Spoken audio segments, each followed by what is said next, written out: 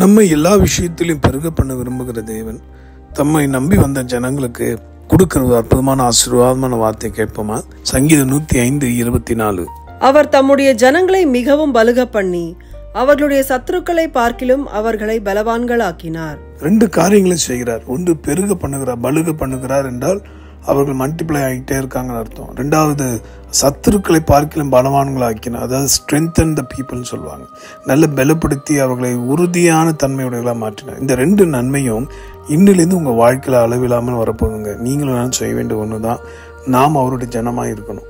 அதோடைய பொருள் என்னன்னா, அவருடைய வேத வசனங்களுக்கு வார்த்தைகளுக்கு கீழ்ப்படிஞ்சு அதன்படி நடக்கும்போது நிச்சயமா இந்த 2 நன்மையும் நடக்கும். உங்களை பெருகும் பண்ணுவார், அடுத்தது நல்ல பலவான்களாய் மாற்றுவார். இந்த உலகத்தில் வந்திருக்கிற நோய்கள், நம்மை தாக்குகிற சுமைகள், வேதனைகள், துரோகங்கள், ஏமாற்றங்கள், இவை எல்லாத்தையும் மேற்கொண்டு ஜெயித்து நாங்கள் பலவான்களாக இருக்கிறோம் என்பதை நாம் காண்பிக்கிற நிரூபிக்கிற காலங்களில் நம்ம இருக்கிறோம்.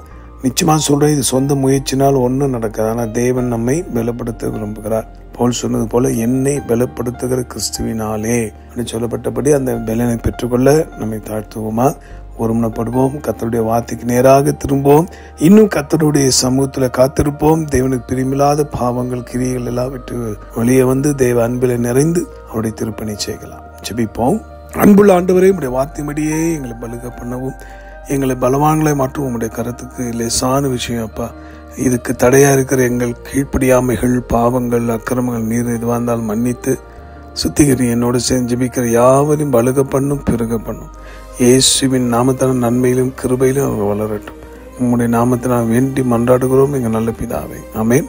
உங்களுக்காக திருப்பல் என்று ஜெபிக்கிற உங்கள் சகோதர மணியை. God bless you.